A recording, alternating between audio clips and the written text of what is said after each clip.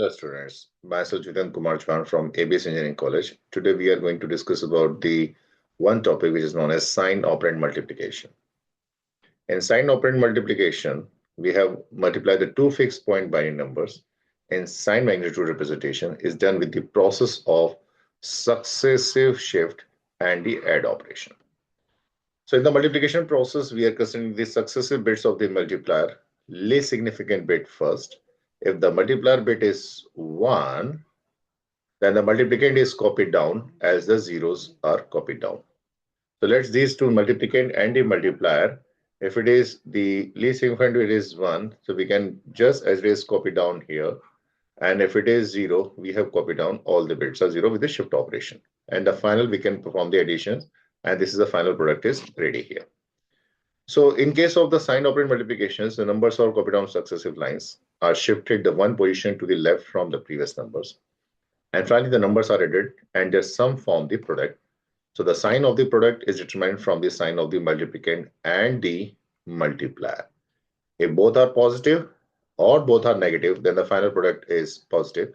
If the signs are is different, then the final product is negative. So let's talk about the hardware implementation of the multiplication algorithms. Here we are talking about the some registers. Here the two registers are used. The B and the Qs are used to store the multiplicand and the multiplier. So B is stored the multiplicand and the Q is stored the multiplier. So register A is used to store the partial product during the multiplication. Register A, which is your accumulator, is basically used to store the partial product during the multiplication. Sequence counter registers is used to store the number of bits in the multiplier. So whatever the bits in the multiplier Q, that many bits basically, or that many number is used in the sequence counter here. So some flip-flops we are using. So flip-flop is basically used as a 1-bit memory elements. To store the sign bit of the registers, we require the 3 flip-flops.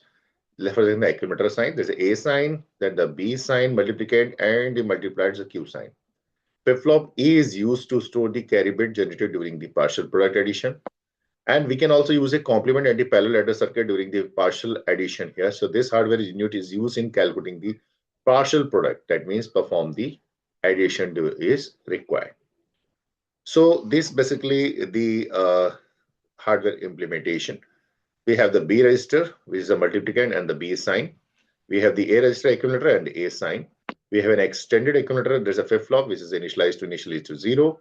We have the multiplier Q register and the Q sign, and we are checking the Qn bit, that is what the least significant bit of the multiplier here. And we have the sequence counter that stores the number of bits in the multiplier.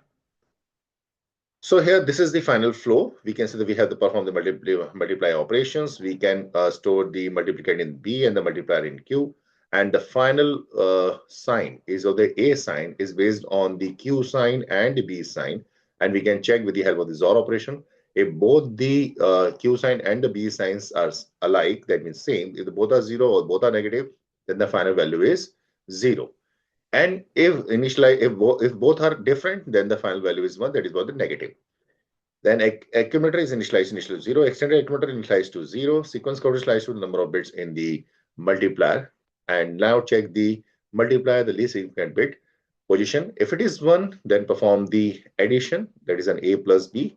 You can basically add the accumulator value with the multiplicand bits, and then we can store the result in the EA. That's an extended accumulator. That's a carry generated value is held in the extended accumulator, and the accumulator value is initialized.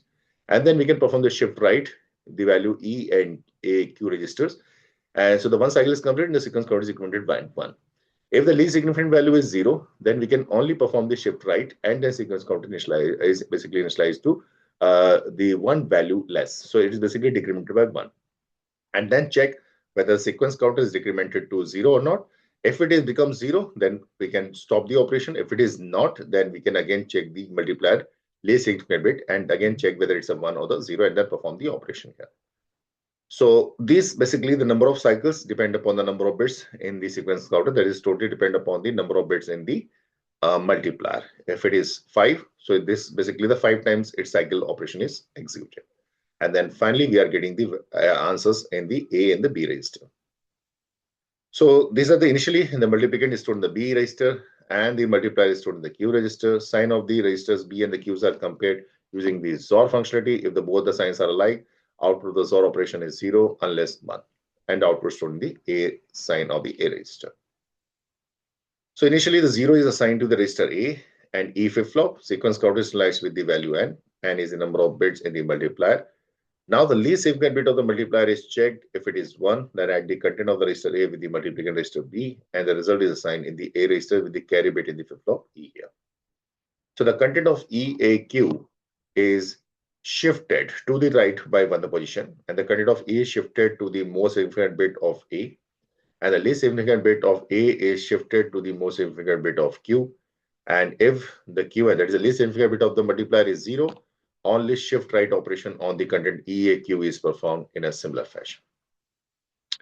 So now because the 1 cycle is over, so the content of the sequence counter is decremented by 1, and check the content of the sequence counter. If it is 0, then end the process, and the final product is present in the register A and Q, and else repeat the process here.